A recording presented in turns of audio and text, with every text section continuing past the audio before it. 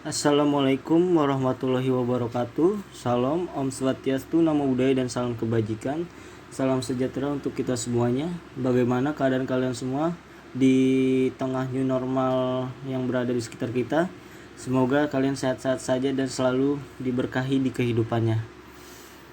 Langsung saja di sini saya akan mempresentasikan hasil yang saya bikin, yaitu sesi 14 tentang transformasi penerapan nilai-nilai Pancasila dalam kehidupan berbangsa dan bernegara. Nah, di sini saya membuat pendahuluan. Transformasi mencakup proses untuk menerapkan suatu hal yang mengenai pengetahuan tertentu yang sudah dipelajari. Nah, yang sudah dipelajari kita tentang bermacam-macam dan beraneka ragam Pancasila. Nah, Pancasila sebagai dasar dan ideologi negara merupakan hasil kesepakatan politik para founding fathers ketika negara Indonesia didirikan. Namun dalam penjelasan panjang kehidupan berbangsa dan berkehidupan itu berbagai macam banyak hal, tentunya dengan transformasi nilai-nilainya dan lain sebagainya. Nah, deviasi pengalaman Pancasila tersebut bisa berupa penambahan, pengurangan, dan penyimpangan dari makna yang sebenarnya. Kita lanjutin. Pandangan dunia terhadap eksistensi ideologi Pancasila. Ideologi itu dasar pemikiran Pancasila. Nah, Pancasila sering digolongkan ke dalam ideologi tengah, diantaranya dua ideologi besar dunia yang paling berpengaruh, sehingga sering disifatkan bukan ini dan bukan itu. Jadi itu ini kayak ngelantur, tidak jelas mau ke arah sini apa ke arah situ. Intinya begitu. Pancasila bukan berpaham komunisme. Salah. Pancasila itu sebagai dasar pemikiran masyarakat Indonesia itu sendiri, bukan arti paham komunisme. Dan bukan pula berpaham kapitalisme. Ini sangat tidak mungkin Pancasila sebagai kapitalisme. Kita lanjut. Pancasila pasti tidak berpaham individualisme. Itu tentang egois kita sendiri, diri sendiri, dan tidak berpaham kolektivitisme. Bahkan bukan berpaham teokrasi dan bukan berpaham sekuler. Nah, kalian bisa lihat di sini tentang transformasi 3 tataran nilai ideologi Pancasila. Secara yuridis atau ketatanegaraan atau bisa disebut juga struktur negara, Pancasila itu adalah sebagai dasar negara NKRI. NKRI itu apa sih? NKRI itu merupakan Negara Kesatuan Republik Indonesia yang dirumuskan dalam pembukaan UUD 1945 dan yang kelahirannya ditempa dalam proses perjuangan kebangsaan Indonesia. Jadi Indonesia mendirikan bangsa Indonesia itu sendiri tidak gampang. Bangsa Indonesia itu susah mengusir para penjajah, makanya kita sebagai generasi muda meneruskan Pancasila untuk masa depan negeri kita sendiri. Kita lanjut. Adanya 3 tataran nilai dalam ideologi Pancasila. Apa aja sih nilai tatarannya itu? Saya jelasin. Yang pertama itu nilai dasar, nilai yang bersifat abstrak atau tetap. Nah, yang terlepas dari pengaruh perubahan waktu, itu merupakan nilai dasar. Yang kedua, nilai instrumental, nilai bersifat kontekstual. Ini penjabaran dari nilai dasar tersebut yang merupakan arahan tujuan atau arahan kinerjanya untuk kurun waktu yang tertentu dan untuk kondisi yang tertentu. Misal kita kondisi dimanapun kapanpun bangsa Indonesia itu berada, kita bisa menggunakan nilai instrumental ini. Nah, yang ketiga, nilai praktis. Nilai praktis itu apa? Nilai praktis itu nilai yang terkandung nih dalam kenyataan sehari-hari, berupa cara bagaimana sih rakyat melaksanakan nilai Pancasila, bagaimana sih cara mengamalkannya. itu merupakan nilai praktis. Nah, nilai praktis terdapat pada banyak wujud penerapan nilai-nilai Pancasila baik secara tertulis maupun non tertulis. Seperti hukum di Indonesia itu ada hukum yang tertulis dan hukum yang tidak tertulis. Nah,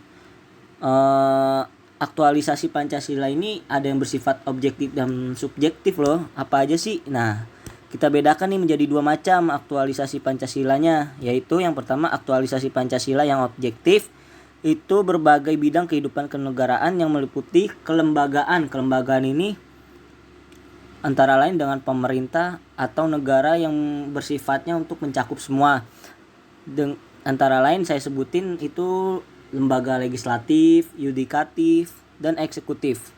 Yang kedua, aktualisasi Pancasila. Nah, aktualisasi Pancasila ini yang subjektif itu maksudnya adalah dalam setiap pribadi, perorangan, setiap warga negara termasuk diri saya sendiri, setiap individu, setiap penduduk atau setiap penguasa dan setiap orang seluruh bangsa Indonesia dalam aspek moral dalam kaitannya dengan hidup negara dan bermasyarakat. Itu aktualisasi Pancasila. Nah, kita lihat nih bagaimana sih transformasi era milenial dan revolusi 4.0. Nah, bersamaan dengan transformasi revolusi 4.0 lahir generasi baru sebagai user, pengguna, dan sekaligus sebagai programmer. Kita mau apa aja menentukan tujuannya mau kemana itu kita sendiri. Nah, kita juga bisa sebagai disebut user atau programmer. Nah, sekarang ini teknologi informasi itu dan komunikasi itu sudah sangat berkembang pesat. Dan saya bilang sih ini bukan hanya untuk orang dewasa saja, melainkan untuk anak-anak kecil sekarang udah mengerti tentang transformasi era milenial secara tidak langsung maupun secara langsung. Nah, bisa lihat sendiri. Kita lanjut ya. Nah, transformasi nilai-nilai Pancasila dalam berbagai bidang pembangunan itu antara lain yang pertama bidang politik. Bidang politik itu tuntutannya berdasarkan pada hak dasar kemanusiaan yang biasa disebut dengan hak asasi manusia (HAM). Nah, HAM ini termasuk bidang politik. Sistem politiknya itu merupakan demokrasi Pancasila. Ini di mana demokrasi ini di zamannya Bapak Presiden Susilo Bambang Yudhoyono. Pokoknya di masa Bapak Presiden Susilo Bambang Yudhoyono, masa demokrasi itu benar-benar kita rasakan. Yang kedua, bidang ekonomi. Nah, dulu sistem ekonomi dunia menggunakan dua sistem ekonomi,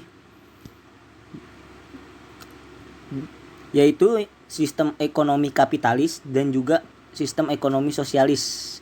Kebijakan ekonomi nasional harus bertumpu kepada asas-asas keselarasan, keserasian, keseimbangan peran perseorangan, perusahaan swasta, bidang usaha, asas kebersamaan, kekeluargaan. Itu artinya terjadi persaingan namun tetap dalam kerangka tujuan bersama. Saya juga bingung nih, apa sih maksudnya? Maksudnya itu kita boleh nih bersaing dengan perusahaan lain dengan apa? Akan tetapi kita juga melakukan kerjasama dalam hal intern maupun ekstern. Hal kerjasama itu apapun yang bisa menguntungkan bagi kedua belah pihak. Nah, yang ketiga itu bidang sosial budaya. Masyarakat Indonesia memiliki karakter hidup bergotong royong. Ini udah turun temurun nih, bidang sosial budaya ini bergotong royong. Nah, setelah itu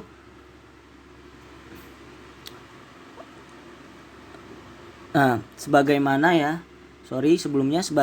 disampaikan oleh Bung Karno, presiden pertama kita dalam pidatonya 1 Juni 1945. Namun rasa persatuan dan kesatuan bangsa ini sudah tergerus oleh tantangan arus globalisasi. Nah, anak milenial ini sekarang saya merasakan sendiri ikut tergerus nih, ikut globalisasi negara asing. Contohnya aja seperti lagu-lagunya tidak istilahnya kurang melestarikan lagu-lagu daerah, bahkan lagu-lagu ciptaan lokal produk Indonesia itu sangat jarang.